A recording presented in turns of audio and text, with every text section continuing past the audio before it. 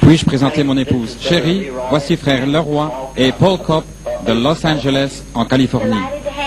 Très heureuse de vous avoir dans notre maison, frère Cobb.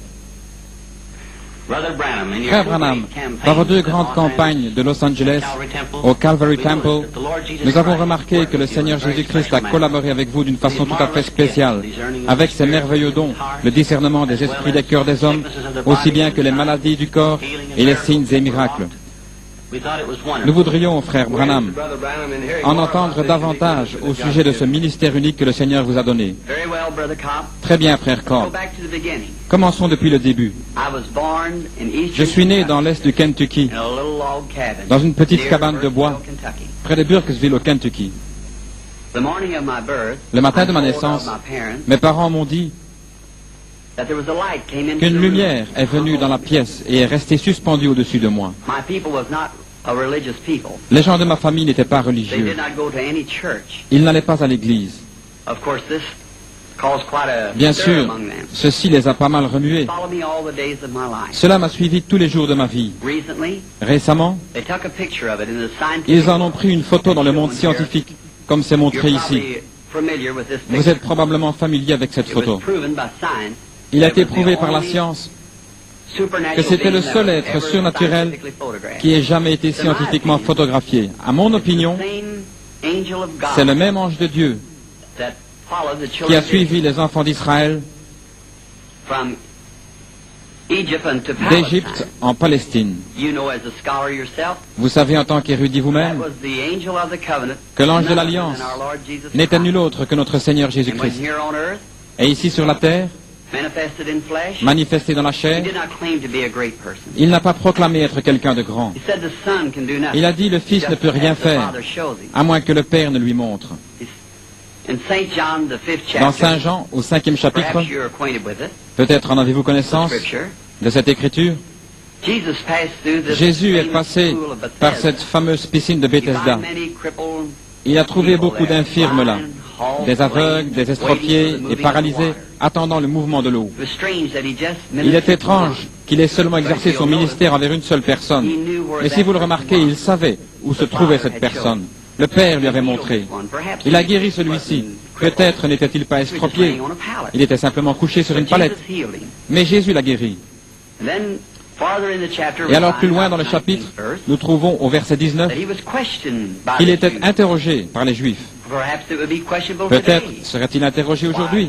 Pourquoi Dieu, passant dans un endroit où se trouvaient tous ces gens paralysés, estropiés et aveugles, et ne les guérit-il pas tous? Mais ici, je cite ces paroles. Il a dit, en vérité, je vous le dis, le Fils ne peut rien faire de lui-même, si ce n'est ce qu'il voit faire au Père. Ceci, le Fils le fait pareillement. C'est pourquoi, selon ses propres paroles, son ministère était basé sur des visions de son Père. Il n'est pas étrange alors que son ministère s'accomplisse, comme il l'a promis à ses disciples. Les choses que je fais, vous les ferez aussi, et même de plus grandes, car je m'en vais vers mon Père. Il a dit encore un peu de temps, et le monde ne me verra plus. Mais vous me verrez, car je serai avec vous, même en vous, jusqu'à la fin du monde. Jésus-Christ, le même, hier, aujourd'hui et éternellement.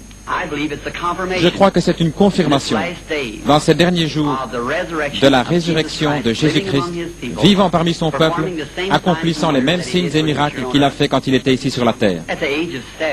À l'âge de 7 ans, nous avons déménagé du Kentucky en Indiana, sur la route un peu plus haut d'où nous habitons maintenant. Nous allions alors chercher notre eau à un puits situé, je suppose, dans un bloc de la cité, derrière la vieille maison de campagne.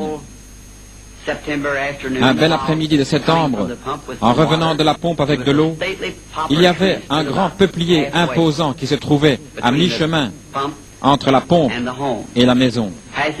En passant là, il y eut un vent tournoyant dans l'arbre, ce que nous appelons ici un tourbillon. Eh bien, ce n'était rien d'étrange pour cette époque de l'année dans cette région du pays. Mais cela restait dans l'arbre, cela ne partait pas. Je me suis arrêté pour voir ce que c'était, et une voix me parla disant, « Ne fume jamais, ne bois pas, ni ne souille ton corps en aucune manière, car tu auras un travail à accomplir quand tu seras plus âgé. » Effrayé. Et ce n'est pas le mot à utiliser. J'ai couru rapidement à la maison, disant à ma mère qu'un homme m'avait parlé d'un arbre. Eh bien, elle pensa que j'étais nerveux et elle me mit au lit. Mais à partir de ce moment-là, des visions commencèrent à venir.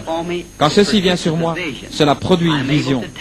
Je peux alors dire aux gens ce qui ne va pas avec eux, ce qu'ils doivent faire dans la vie et le péché qu'ils retiennent dans leur vie. À l'âge de 37 ans, un soir, je priais dans ma chambre. Quand je me suis relevé, j'ai remarqué qu'il y avait une lumière sur le sol. Et en regardant pour voir d'où cela venait d'en haut. La colonne de feu se tenait juste en haut. Elle projetait de la lumière sur le sol. J'entendis quelqu'un s'approcher. Je regardais qui venait dans la chambre. Un homme entra dans cette lumière. Un visage d'homme. Il devait peser environ 200 livres. Il portait des cheveux foncés jusqu'aux épaules, un teint olive. Il était pieds nus. Bien sûr, j'étais effrayé. Et il m'a dit, ne crains pas. Dès que j'entendis cette voix, j'ai su que c'était la même voix qui m'avait toujours parlé. Mais c'était la première fois que je le voyais sous une forme humaine. Il a dit, je suis envoyé de la présence de Dieu pour te dire que tu devras prier pour les malades. De grands signes et prodiges suivront ton ministère. Et tu prieras pour des rois et des monarques, et ainsi de suite. Je lui ai dit que j'étais un homme pauvre, que je n'avais pas d'instruction, que je ne serais pas capable de faire ce travail. Il a dit que Moïse a reçu 2 signes de la confirmation de son ministère, que je recevrais 2 signes.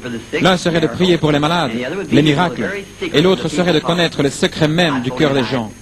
Je lui ai dit que j'avais prié à ce sujet, que les gens m'avaient dit que c'était du diable, le ministère. Il fit référence à de nombreuses écritures, comme lorsque Philippe trouvant Nathanaël, et Nathanaël vint vers Jésus, lorsque Jésus lui dit où il se trouvait, quand il était sous l'arbre, lorsque Nathanaël l'avait trouvé. Et beaucoup d'autres écritures, comme la femme au puits, comment ses péchés lui furent révélés. Lorsque Jésus lui dit qu'elle avait 5 maris, elle courut dans la ville et dit, c'est le Christ. Il fit référence à beaucoup d'autres écritures. Je lui ai dit que j'irais. Il me donna l'assurance qu'il serait avec moi toujours. Comme vous savez, frère Kopp, et le monde le sait, de grandes choses se sont produites dans le ministère.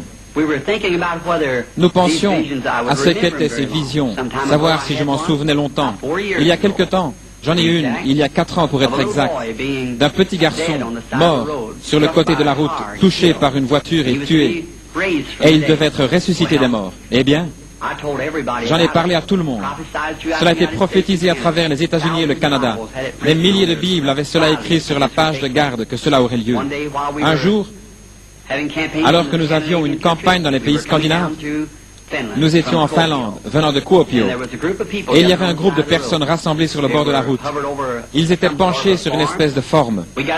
Nous sommes sortis pour regarder, et voilà, c'était le petit garçon. Tout, la scène était exactement comme elle m'avait été montrée. J'ai dit à frère Moore, regarde dans ta Bible et vois si ce n'est pas cette scène. Oui, dit-il. Je me suis agenouillé et je demandais à notre Seigneur Jésus de confirmer sa parole qu'il m'avait montrée et qu'il m'avait dit qu'il allait arriver. Le petit garçon fut ramené à la vie par notre Seigneur Jésus. Il est en vie et en bonne santé aujourd'hui. Frère Kopp, voici quelques-unes des choses que notre Seigneur Jésus fait aujourd'hui dans le ministère qu'il m'a confié. Selon mon humble opinion, c'est pour confirmer sa parole, les choses qu'il a promises, qui arrivent.